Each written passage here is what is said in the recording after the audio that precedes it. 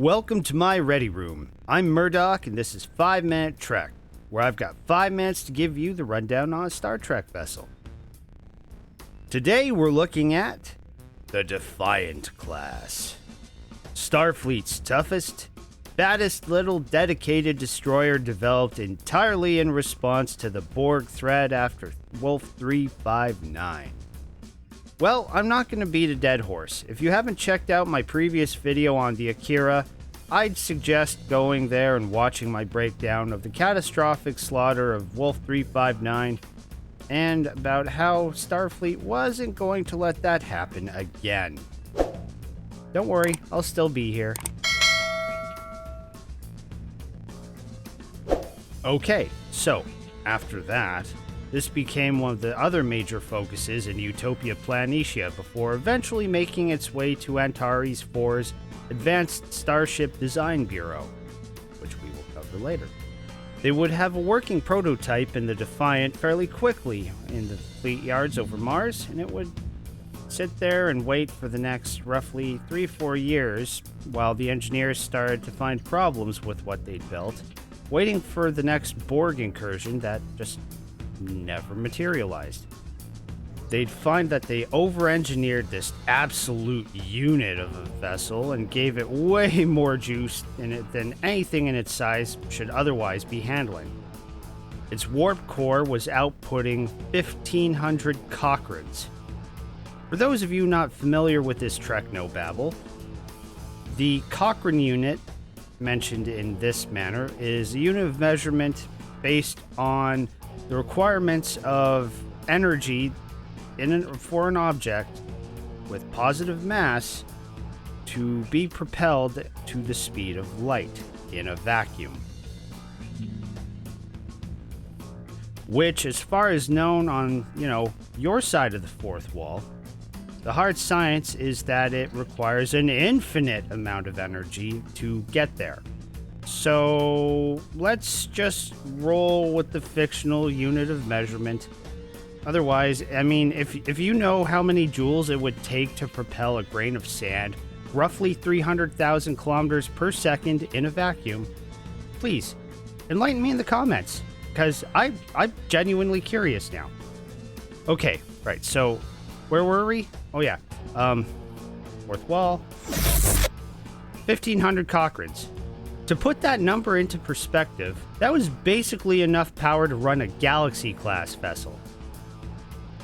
The Defiant had so much juice she could hit warp 9.982 and sustain it for 12 hours.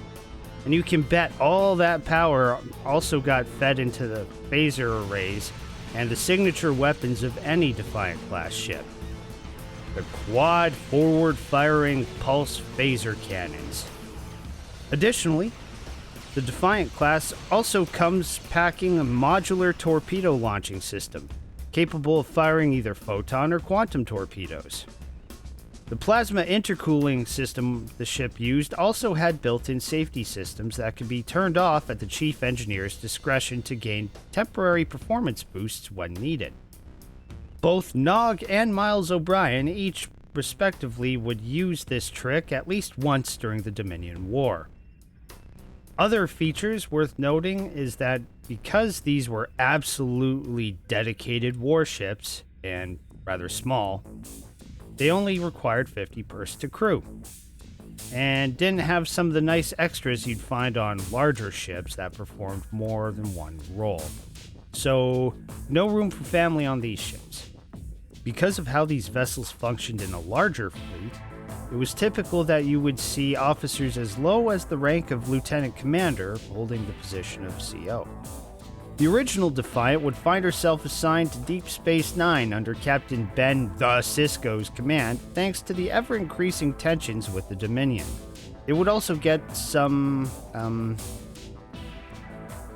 illegal mods done to it during its service life, including the clever installation of a Romulan cloaking device loaned to Sisko in exchange for intelligence on the Dominion.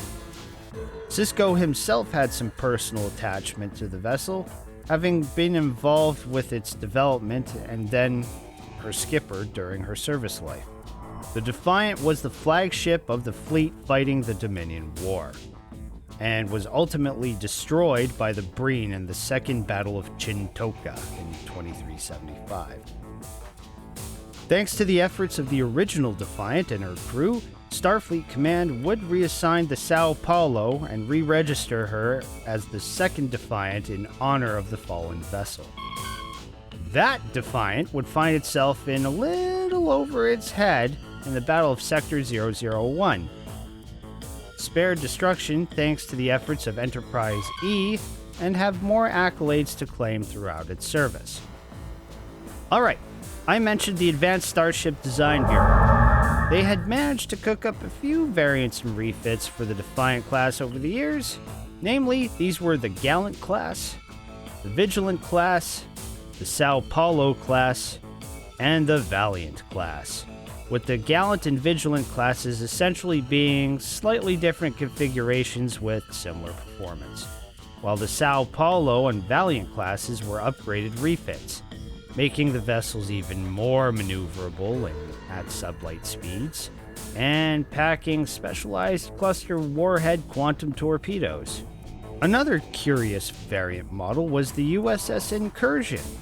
Using tricks we'd see in Voyager, it was capable of using a holographic projection emitters and energy signature masking to pose as vessels belonging to other factions and do deep reconnaissance missions. That's it for this episode. I'll see you in the next one.